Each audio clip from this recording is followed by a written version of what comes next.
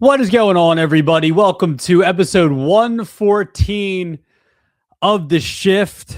It's on YouTube, Apple, Spotify, wherever you get your podcasts. And man, there's a lot to get to today. It's the end of April. I do want to talk about some players that have been off to scorching hot starts through the first month of the season. Want to talk about just overall, what the National League and American League pictures are looking like thus far into the season.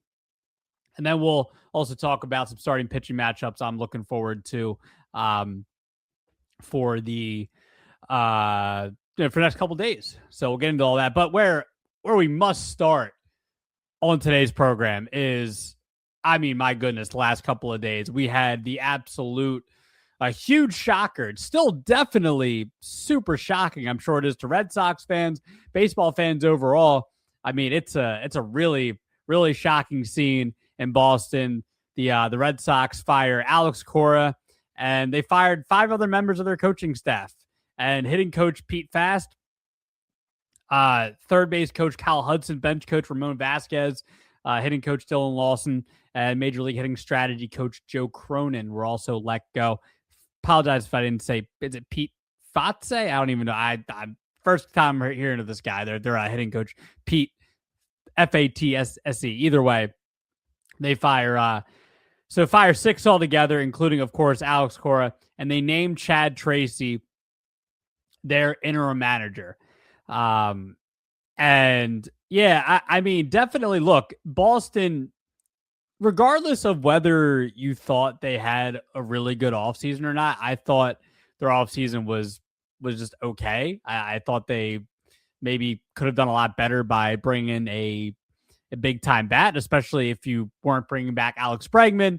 So the Red Sox had an okay offseason, really. And they had this start where at the time of the firing, I guess it was 10-17. They just come off like a big win, though, over Baltimore on a Friday night. But Craig Breslau, the Red Sox GM, fires Alex Cora and a bunch of people on the coaching staff. So the 10-17 start, was not great. Not as bad as the Phillies and Mets have had their starts. And the Phillies just fire Rob Thomson, and we'll get to Alex Cora already having ties to Philadelphia Phillies. But definitely, look, I don't know if something had to be done about the Red Sox having this bad start. I don't think firing Alex Cora was the answer. Alex Cora is regarded as one of the best managers in Major League Baseball. Trevor Story's come out and said, basically pushed back against the Red Sox making this decision, saying, some of the best coaches in the world weren't given their fair shot. It really, like, the start that the Red Sox are having to this season, it falls on the front office. It falls on the front office and the lineup construction. Look, Wilson Contreras, who, has been hitting some in the 2-hole. Look, Wilson Contreras has been really good. He's been one of the better hitters for the Red Sox this year.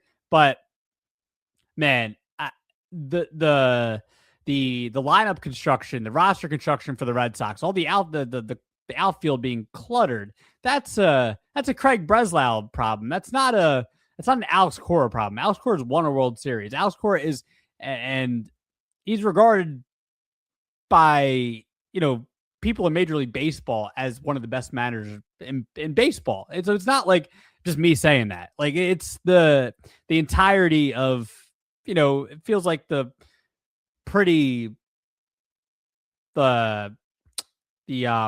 consensus in Major League Baseball. He's one of the best managers in baseball. So it really isn't.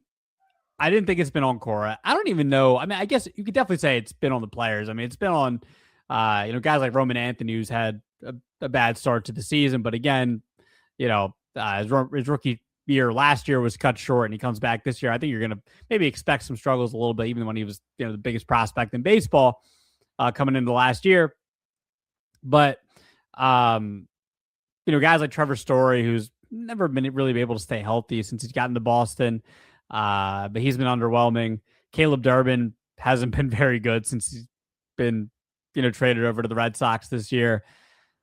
Jarren Duran has not been good whatsoever. I mean, to me, it's partially on the Red Sox having a million outfielders, and it's also partially on it's partially the roster construction, and it's also on the players. Like, I'm talking about, some of these guys have been not very good. I mean, we're talking about like Jarren Duran, Caleb Durbin, Trevor Story, all having OPSs in the 500s, in the low 500s. Horrible, horrible, horrible. Wilyer Abreu has been one of the bright spots in their lineup, but again, they have this outfield that's, a lot of outfielders in there. So Roman's DH right now, but then you got Machitaka Yoshida, who's I don't even know what you're doing with that. I mean, you brought him over. Do you just cut ties with Yoshida? I don't know. It's a struggle. And then also, I mean, like, the rotation hasn't been great. I mean, Garrett Crochet he had that one really bad start where he gave up, what was it, Cincinnati, where he gave like 11 runs. Crochet's been really bad. Rangers Suarez has been better as of late. Brian Bayo has been horrendous this year, and I was really hoping that Bayo would, really get going this season.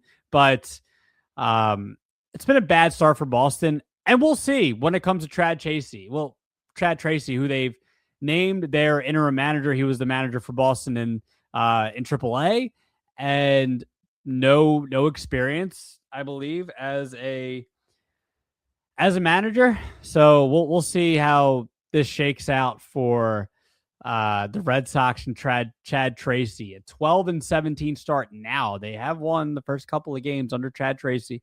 What's it going to do? I don't. Here's my thing. I guess for the Red Sox, we'll see how it is. I mean, look, the Red Sox, especially under Breslau, I mean, they made some bold moves. I mean, going back to the Devers trade last year, I was going to say it's been a weird like last 6-7 years, right, for Boston. I mean, they trade Mookie, years ago now, and then 2021, a team that probably shouldn't have had. I don't think it really have had any business going to the ALCS. Were able. They got to the CS that year in 2021, right, and lost to Houston. And that Red Sox team, being in the playoffs and making a little bit of a run, I didn't think they really had any business making that run that year. And then, kind of had a weird last like 4 or 5 seasons of the direction of the team, whether or not they're rebuilding or whether they've been retooling or whether they wanted to try to contend. It seems like anytime they've wanted to try to construct their rosters, never really made sense.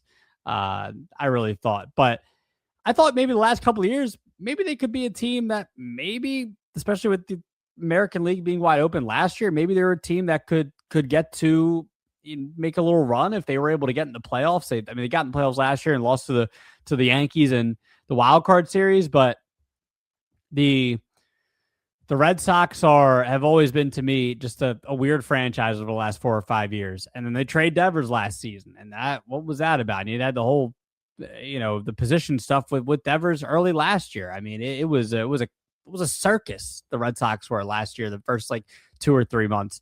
And now you have this, and now you have them firing Cora. Of course, is it shocking? It's definitely shocking, no matter what. I mean, Cora, one of the best managers in baseball. But Mookie, at the time, one of the best players in baseball.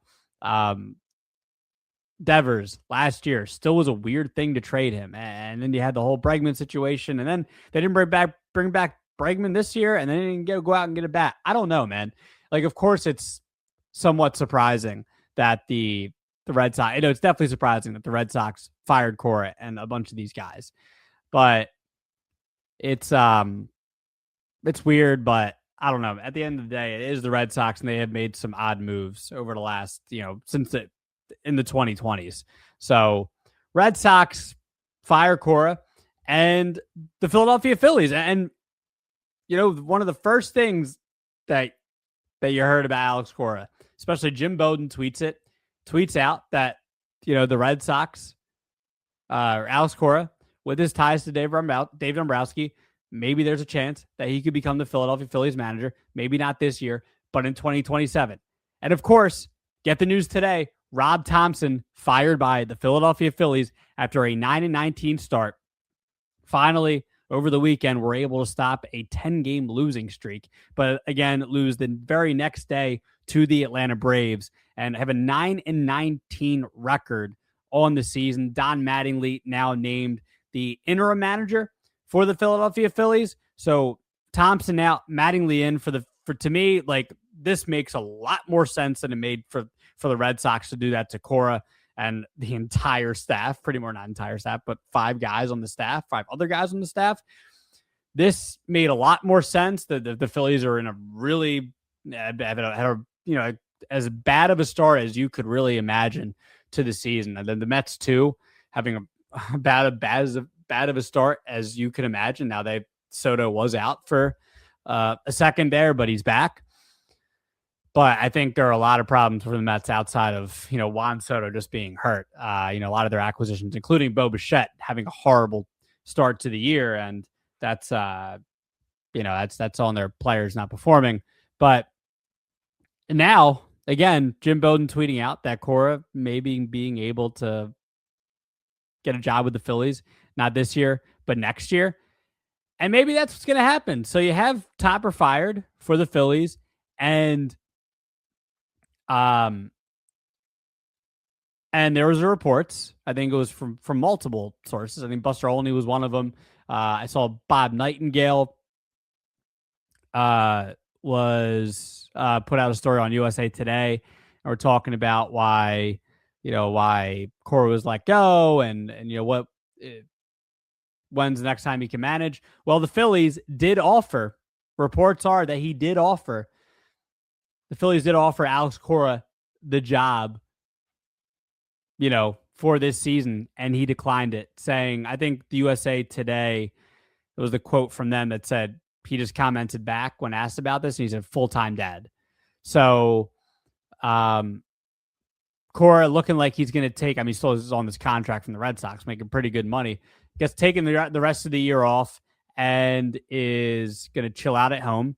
And maybe he comes back next year and maybe manages for the Phillies. I don't know, but maybe there will be other openings. I'm sure there will, but not maybe. There will be other openings that maybe Alex Cora will consider, but he does have the ties to Dave Dombrowski. So Topper out, Alex Cora out. Maybe Alex Cora comes to the Phillies next season. I don't know. I don't know what the Red Sox do. They'll see. We'll see what they do with how they do the rest of this year, and if Chad Tracy will be a part of the equation moving forward. But not a good start for the Red Sox. I didn't think they'd be this bad. There are also other guys I didn't think would be this bad so far. Roman Anthony not been good. Garrett Crochet not been good. There have been players that I didn't think would be this bad to start for the Boston Red Sox. So yeah, these are the two big storylines over the last 5 days. That was super shocking. And then you also had the Jason Varitek, I think, being reassigned to a role, and then he's basically resigned, right? So, and then you had the Varitek in the Instagram story, on Alex Cora's Instagram story, Varitek putting the thumbs down in the picture. So of course there's that. And then you had Alex Cora tweeting that night, happy smiley face. So I don't know. Maybe there's something to that. Maybe between Cora and Breslau, they didn't have a good relationship. And maybe Cora's honestly is like, all right, still have my money, probably loved being the Red Sox manager. But probably not the best relationship there with Breslau. And I'm just assuming. And maybe he's looking forward for a new opportunity in the future. I don't think he doesn't want to manage going forward. I would assume he wants to. It's not like he's a super old guy. It's not like Rob Thomson, Thomson being fired by the Phillies, he's in his late 60s? So, or at least early 60s, somewhere in his 60s. So Thomson, it's a kind of a different story with Thomson. I think Thomson might want to just retire. I don't know. I think he was pondering retirement right before he got the job with the Phillies. I think that year he was like, oh, that might have been his last year in 2022. I think it was. But Man, Cora winning a World Series with the Red Sox in 2018. That was his first year, right? And then Rob Thomson getting to the World Series mid-season, being interim manager for the Phillies in 2022, getting to the World Series that year and winning it, or not winning, excuse me, getting to the World Series and losing to the Astros that year. So definitely something, man, with these firings. Thomson won, definitely expected. Alex Cora, not expected, I would say. So. Alex Cora was not expected. And now you're wondering, I mean, I'm looking at somebody like the New York Mets with Carlos Mendoza. I mean, they got to be next. If the Mets don't get out of this, that I think we're going to be monitoring to see whether or not Carlos Mendoza is going to be let go, because the Mets, look, no, they didn't, outside of Bichette, they didn't bring any like huge, ginormous names in the offseason. But, I mean, for the Mets, I mean, there's got to be some type of shakeup if it doesn't work for the Mets with Carlos Mendoza. Because it's getting, look, for the Phillies, it's almost gotten pretty late early. I mean, for the Phillies, look, I don't like to look at baseball. I know Nationals 19-31 in 2019 win the World Series. The Braves were, I forget where they were in 2021 early in the season, but were able to, win the World Series that year. It's not like super duper duper panic time, but I mean, for teams like the Mets and the Phillies, like you're getting to the point where these are teams that are expected to make the playoffs, like at least make the playoffs. The Phillies probably a little more. The Mets at least expect to make the playoffs. And 28 games in the regular season. We're April 28th. It's it's a month into the season. It's must win time for. I mean, it's must win series. It's for real. I mean, for the Mets and Phillies, you're not necessarily looking to go on 15-game winning streaks. Now that'd be nice, right? If for the Phillies and the Mets to both win 10 straight games and get it sorted out. But if you're both of those teams, you're just looking to chip away at the deficit over time and hopefully get back there, right? So I mean, I think that's what Carlos Mendoza with the Mets, that's what their mindset has to be. That's where the Don Mattingly led Phillies now have to be. They have to be in those mindsets of, all right, we're just chipping at this, chipping away at this, and let's just focus on winning series, which should be the mindset in every series. If you're a baseball team, you should just be, okay, let's just win this series. That's what we're worried about. Let's not worry about sweeping, but let's worry about winning 2 of 3, 3 of 4, whatever it is. That's what you are worried about if you are any baseball team, even if you're the 20-9 Dodgers and Braves. If you're both of those teams, that's what you're thinking about. So yeah. So I mean, it's gonna be tough, man. 9-19 Phillies and Mets, and then you have the 12-17 Red Sox. Not as bad of a position, but we'll see. Maybe you do get a spark here from a manager in Chad Tracy. So it's going to be interesting to watch. You think all these teams, like the Red Sox, Phillies, and Mets, there's no way they're this bad. I don't think they're this bad. But I guess we can get into that a little bit now as we get into the meat and potatoes. It was for a month into the season, and I just kind of wanted to talk about some of my thoughts on some of these teams as we're, again, about, a month into the season. So with the National League, both the Dodgers and Braves tied for the best record in the National League. Look, maybe there's a part of me that thought that the Braves should be here. It's just the last couple of years, man. Injuries, Acuna, Strider, maybe even some of these guys regressing to the mean a little bit, coming off their 2022 and 2023 seasons, where I think the 23 season, they were like historically good offensively. Maybe they were regressing to the mean a little bit, but my thing with the Braves too is that, like, people got to remember that. I mean, the Braves are talented. They're a talented bunch between like Riley, Olsen, Drake Baldwin's the National League Rookie of the Year award, Acuna, of course, and and their starting pitching being off to a pretty good start to this season. The Braves are a talented bunch, and they got help coming on the way. Like there's a bunch of these young pitchers that are going to come back eventually, like Strider, Waldrop, yeah. So I mean the Braves are. I don't know. The Braves are looking like they're lined up for, struggled last year, but also struggled with injuries. And 2024 was kind of a down year for their standards, at least from what it was from 2018 to 2023.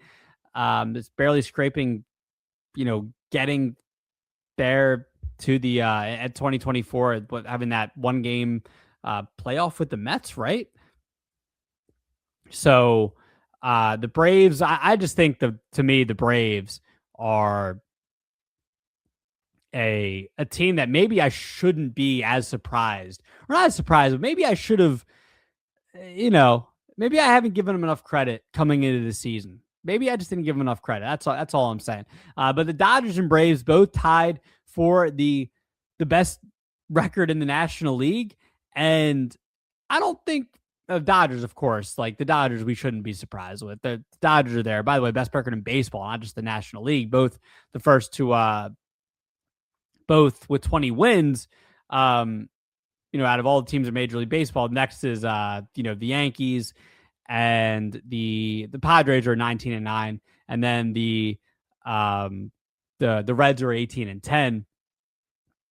So the Dodgers and Braves, though, have had monster starts to the year. For the Dodgers, it's been all about, Ohtani being great and Justin Warbleski being really, really good. Their offense, Andy Pages, really, really good. This is just what the Dodgers, it's no surprise, right? Back-to-back World Series champs. There's really been no surprises with the Los Angeles Dodgers the last couple of seasons, just as far as results go. Results, World Series, and this good start to the year. Especially making the splashes they did in the offseason, getting Tucker, getting Edwin Diaz. This is no surprise. Dodgers being tied with the Braves for the best record in baseball. Another thing, man, one of the best divisions in baseball right now, National League Central.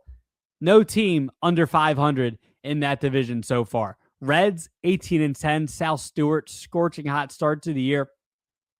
Chicago Cubs, 10-game win streak finally snapped the other day. 17-12, though, in second place. Pirates 16-13. Cardinals 15-13. And the Brewers, who, coming off a 97-win year last year and making it to the NLCS, they are fifth in the NL Central, tied for dead last, but at a 14-13 record, it's still not like a horrible position. Are the Milwaukee Brewers. So Brewers at 14-13. So that's a fun division right now. Again, the Reds, I don't know. Ellie's had a great start to the year. Again, South Stewart's had a great start to the year. And then eventually they'll get Hunter Green back. So the Reds going to be a team that I'm definitely watching for this year, especially coming off, getting off to this hot start super early. So it's fun to see that division where every team is playing like they are to start the year. So National League Central, every team over 500. And then, like I talked about already enough here, but man, big surprise. You can't tell me looking at the National League East to start this season that you were super confident in saying like that first to last right now, Braves, Marlins, Nationals, Phillies, and the Mets. Unbelievable. Again, 1 month into the season, I know 1 month into the season, we could be having a totally different conversation, even a couple of months from now. But man, it's 9-19 for the Phillies and Mets. Marlins and Nationals, who, I think came into this year saying maybe both of those teams would be a little better. And I don't know, they're just both okay right now. But man, the Braves are the talk right now, at least, one of the talks of the National League as the start they've had to this season. But man, if you had told me to start this year that's the order, and then those were what the records would be like this point into the season, I would not have believed it. But also it's baseball and it's sports. surprises happen in sports, but especially like baseball. I mean, this is how it goes. This is how it goes with Major League Baseball. So just looking at that side of things from the National League. American League, Yankees having the best record in the American League, thanks to guys like Cam Schlittler, Ben Rice. No, Aaron Judge is not having maybe his usual start to seasons like he has in the past, but he does have 11 home runs now. So not surprised there with the amount of homers the Judge is hitting. But the Yankees having a really good start to the season, bullpen shirt up a little bit, between Bednar and other guys back there. So the Yankees having the best record in the American League. They've been really, really good to start the year. And, talking about the National League East and talking about the National League Central with players and guys that maybe you wouldn't expect to be where they are. But, man, the AL East, pretty surprising as well, right? The American League East, you have the Yankees in first place. So I'm not like super surprised at that. I'm not think it's super surprising. Then you have the Rays, 17-11. Rays are, I feel, always Rays find ways to get back there eventually, even after having some down seasons. Orioles, 13-15. I guess I'm like not super surprised at them being 13-15 to start the year. Then you have the Blue Jays and Red Sox. Again, at the bottom of this division, Blue Jays winning the World Series, or not winning the World Series, but getting to the World Series last season and having a 12-16 start so far, but they are dealing with some injuries currently with Springer, Scherzer. They are going to get Trey Savage with his debut tonight. So looking forward to that. But the Blue Jays, not the best start to the year. The Red Sox, again, we already know about them, not the best start to the year. But if you had told me the American League East would be, I don't want to say it's flipped on its head completely, because that was going to be a tough division coming into this year. The Yankees, I think, thought were still a good team, and they're proving me right so far. The Rays, you never know with the Rays. They're kind of similar to the Guardians a little bit. And the Orioles, who I thought had a pretty solid offseason, had an interesting offseason, and they're 13-15. And then the Blue Jays, again, but the Blue Jays and the Red Sox are the weird ones where you expected them to be in the top half of this division, and they're in the bottom half. So the American League East is really, really, really weird to look at right now. So, and then the other divisions in the American League, there's nothing too crazy. I mean, Tigers and Guardians at the top right now, but it's not. I mean, American League Central hasn't been a super overwhelming division as far as teams winning 100+ games. It's kind of proven that way so far in the American League Central. And then in the AL West, nice to see the A's 2 games over 500 and leading that division. I didn't expect, I don't know. I mean, to get the Mariners 14-16, Rangers at 14-15. I don't know. I'm curious to see what's going to happen with that division this year, because I don't know. Expect that division to be a little better than that. Expect teams like the Mariners, a team like the Mariners to maybe make a better push and maybe get hot at some point. Maybe you'll be looking up and the Mariners will be in first place. Would not be surprised if that was the case with the American League West at some point. But those are kind of just my overall thoughts from the first month of the season in April for both the National League and American League. I just want to talk about some players that are off to just a super, super scorching hot start of the year. Now, I did do a video recently, if you want to go and watch that, players I'm buying or selling for their starts to the season. It was Mike Trout, Andy Pages, and Jordan Walker. And maybe some of those guys could be included on these lists of names that I'm deciding to talk about right now. But if you want to go back and watch those videos or that video on Trout, Pages, and Walker, you can go. I'll have the link to the description or link in the description box below in this video on YouTube. But if you want to go find it on YouTube, you can type in the Shift on YouTube and go to the Shift's channel. It's one of the last videos, buying or selling these 3 players starts to the season. But other players I didn't talk about because there's a lot of other interesting players to talk about from the first 4 weeks of the year. Jose Soriano, who I don't think anyone saw this type of start coming to the season. It's got a .24 ERA in his first 6 starts, 37 and 2/3 innings for Soriano. I mean, it's leading the majors in BWAR at 2.7. I did not see this start coming from Jose Soriano. I mean, he's gross. His stuff is really good, but I did not see this start coming from Jose Soriano, a guy that had a solid season last year. He's been generally pretty good since he's been in the majors. But this type of start did not see coming for Jose Soriano. Soriano has been really awesome to watch. Ben Rice, who had a good rookie season, he's having an even better sophomore year for the Yankees. Ben Rice has been awesome. Kevin McGonigal, who local kid here in Philly, it's second-ranked prospect in baseball, having a monster start to the year. And so McGonigal has been awesome. Mason Miller didn't allow a run for like the last 35 innings dating back to last year. So sad. Finally allowed a couple of runs last night. And kind of sad, man. Not going to lie. Kind of sad for Mason Miller. You look at that 1.36 ERA he's got now. I think that's what it is. And I'm like, that's not right.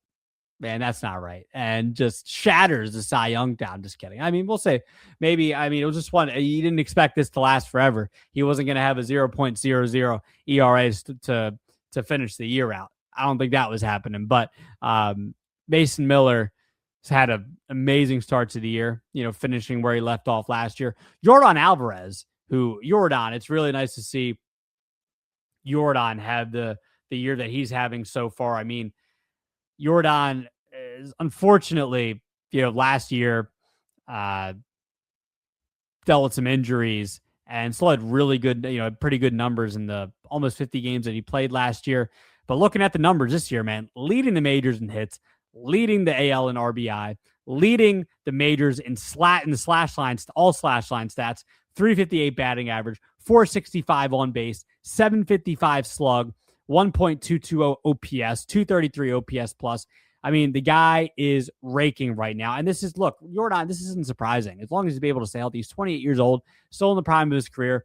Yordan, it's nice to see. Baseball fans, I think it's all great to see Yordan back and doing his thing. And Astros, on the other hand, not so great start to the year. 11-18 to start this season. It's been for the Astros, but the one bright spot for them has been Yordan Alvarez. Yordan has been amazing, and that's really, really, really good to see so far. All right, Munetaka Murakami. How about Munetaka Murakami? My goodness, has been awesome. 12 home runs, leading the majors. He is striking out a lot, but you'll take the 12 home runs. You'll take the 965 OPS. You'll take the 373 on base percentage if you are a White Sox fan. Munetaka Murakami has been awesome. I think it's like the last. There was a stretch there where he just was not he was homering. It seemed like every single game. He had 1, 2, 3, 4, 5 straight games with a homer. Didn't homer, and then homered again. What was that, 4 days ago? And then didn't homer for a couple of games, and then he homered yesterday. Went 2 for 4 with the home run. So Murakami coming over from Japan and looking people were skeptical about Murakami. He is dispelling the skeptics so far. He has been really, really, really good. Munetaka Murakami has been. So, this guy, I think, he won I know he won one MVP is there, whatever their MVP award is. But I thought he had won their triple crown there. I don't know. But either way, Murakami was supposed to, he was really good there. And people were, he came over here and was like, we don't know if he can really play. And he is just, so far at least, he's been awesome. Again, it is 1 month into the season. And we have seen players that have had really bad starts or really good starts in the first month or first half of the season for that matter. And then they come back and have either a bad or a really good second half. And we're talking about, wow, this guy's going to win MVP. So, I mean, that's the beauty of the sport. That's the beauty of it with Major League Baseball. So, but anyway, so Murakami's had a great start. Also, talk about Nico Horner for a second. Guy who's had a really good start. Has been a big part of the Cubs' really, really, really hot start. Or excuse me, at least a good start, but had 10 straight wins there. And Nico Horner, I love to watch someone like Nico because he's a really fun player to watch. Just offensively and especially defensively. I mean, defensively, that's where he's really, it's been a big part of his game, especially when he's not like a guy that, hits a lot of home runs or, he steals a good amount of bases. I mean, the thing about Horner to me is that he's somebody that, it doesn't jump out to you when you're watching him hit or when you're watching him field, yes, but when you're watching him hit, it's not like he's somebody where you look at his numbers and it's like, oh, this guy's not like, he's not your Aaron Judges. He's not your Murakami's right now. He's not those type of players. But Horner, great start to the year, man. 297, 375, 458 slash line, 833 OPS. He's leading the National League in B-WAR. And he's somebody that, look, maybe what wouldn't be as valued, I don't know, maybe back in, like 2001, but he's somebody that is really valued now. And the Cubs gave him that extension, and you see why. He's somebody that, racks up, a lot of WAR because he's able to steal bases efficiently, really efficiently, or a good amount of bases efficiently. It's not like he steals 20 bags and only gets caught stealing a couple of times. No, he can steal you, 30 to 40 bags, and he can play really good defense, and he gets on base at a really good clip. So Horner's had a really good start to the year, and I you want somebody. I want to see somebody like Horner get his just due because I think he can be one of the, really underrated. But I don't know. He's just been one of the better players of baseball, at least from how from how I've watched them the last 4 or 5 seasons. So, and we'll see. Maybe it's a big breakout for Horner. I don't know, but having a really, really good start to the year. Guardians calling up 16th ranked prospect in baseball, their number one prospect. They did it last year with DeLauder in the playoffs, and now he's on the team this year and having a good start. But they're calling up Travis Bazzana, who was the number one overall draft pick in 2024, 16th ranked prospect in MLB pipeline. And he's had a pretty good year down there in AAA. Would really interested to see how this lineup's going to look like now with Bazzana, if he's going to be able to make some type of an impact, because now you got DeLauder, you got Bazzana, you got Jose Ramirez there, you got Steven Kwan, of course. So really interested to see what type of impact he's going to have at the major league level now is Travis Bazzana with the Cleveland Guardians. Again, number one overall pick a couple of years ago and one of the top prospects in baseball, top 20 ranked prospect according to MLB Pipeline. Couple of starting pitching matchups I'm looking forward to. Now, looking forward to a couple of matchups. Maybe I'm not super looking forward to the matchups overall, but Trey Savage is making his debut tonight for the Toronto Blue Jays. So it's this afternoon, or is it tomorrow? No. It's tonight. It's tonight against the Red Sox. And that game is at 7:07. Sorry. And then you'll have Ohtani pitching tonight. He's not going to hit, but he is going to pitch. Again, I have my Cy Young watches on for both Mason Miller and Shohei Ohtani. I'm really looking forward to it. But, so I'm watching every single start that I can from Shohei Ohtani. You should anyway. I mean, because he's just gross. But we're especially this year really looking forward to, what Ohtani is going to be able to do this year, because we're watching for that Cy Young, man. Add a Cy Young to that mantle of awards already. Potentially the best player of all time already. It's insane. So Ohtani is going to pitch tonight. And a couple other ones this week. Cam Strittler is going to go up against Jacob deGrom. I think that is tonight. It is Yes, tonight. Schlittler versus DeGrom. DeGrom's been really good this year. Had a bounce back year last year for Texas. Cam Schlittler has been really good this year. He's one of my favorite young pitchers in the game. So you're going to have Schlittler versus DeGrom, and then you're going to have George Kirby versus Taj Bradley. Taj Bradley, not the best start out last time out, but I was thinking maybe this could be a breakout year for Taj Bradley. So Bradley versus George Kirby. Kirby's honestly been one of the more consistent pitchers in Major League Baseball since he's come in. So Kirby versus Bradley. That's another one of those matchups that I'm watching for. All right. That'll do it for another Ship episode.